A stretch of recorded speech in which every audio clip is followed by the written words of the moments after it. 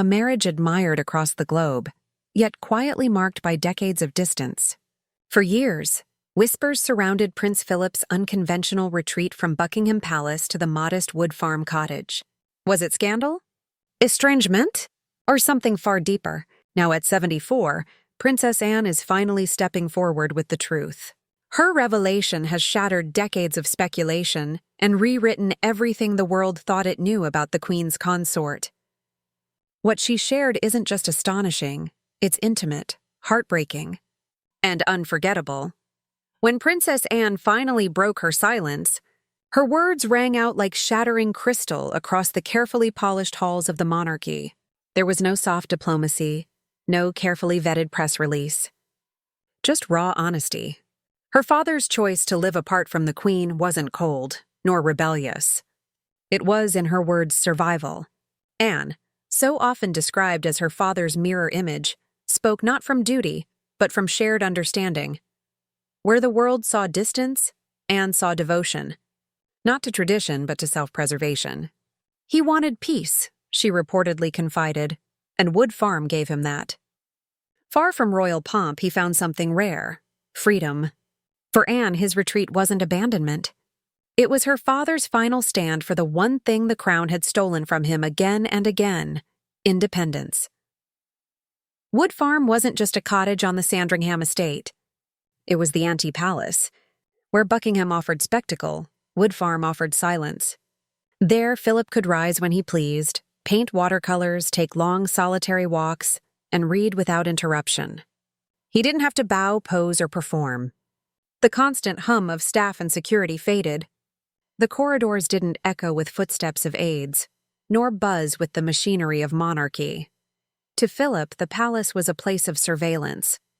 Every glance, every movement, every conversation was dissected and catalogued.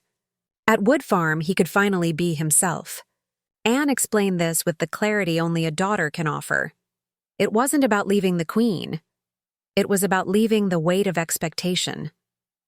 The very crown that once honored him had slowly eroded his sense of self. Philip was a man born to serve, in the Navy, in the world. He thrived under command, excelled in structure. His naval career wasn't just a job.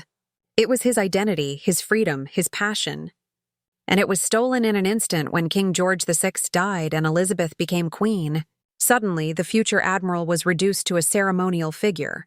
No longer leading a ship, he was condemned to walk 2 steps behind his wife, a symbol of his relegation. And when he wasn't even allowed to pass on his family name to his children? That was the final blow. To his closest friends, he once raged that he felt like a bloody amoeba, stripped of nationality, profession, and name. Philip became a silhouette of the man he once was, yet he never stopped trying to reclaim purpose. He modernized the monarchy, launched environmental campaigns, and founded the Duke of Edinburgh's award. But none of it replaced what he had lost. His soul still belonged to the sea, and, in its absence, he found the quiet at Wood Farm to be the only remedy to decades of displacement. Philip's sons each had their struggles. Charles clashed with his father over emotions. Andrew too often lost in scandal. But Anne was different. She didn't ask Philip to soften. She met him at full force, wit for wit, sarcasm for sarcasm, strength for strength. To her, he never had to filter his frustrations. He didn't have to pretend the palace was a home, or that the ceremonies didn't exhaust him. She knew it. She saw it. She agreed. Their bond was built not in sentiment but in raw understanding. Anne became his confidant, the one who saw through the pomp to the man buried beneath it. Her defense of his retreat wasn't strategy. It was loyalty. It was love. The Queen's acceptance of her husband's decision might be the quietest, yet most powerful act of her reign. To outsiders, their living arrangement appeared odd, a married couple choosing solitude over proximity. But Elizabeth knew. She had watched her husband surrender everything for her. And now she surrendered something for him: constant togetherness. They spoke every day. Shared private jokes over the phone. And when they reunited at Balmoral or Windsor, it was without pageantry. Just two people sitting in silence, sharing tea or reading together. No protocol. No cameras. Just the comfort of familiarity. The Queen understood that love wasn't about sharing a roof. It was about respecting each other's needs, even if the world didn't understand them. The moment Philip moved to Wood Farm, the tabloids pounced. Headlines screamed betrayal. Rumors of affairs resurfaced. Anonymous sources claimed secret rendezvous. But Anne dismantled those stories with brutal efficiency. He wasn't fleeing scandal, she insisted. He was fleeing structure. The noise. The suffocation. Philip's flirtatious charm made him an easy target for gossip. But to Anne, he flirted not with women, but with life. With rebellion.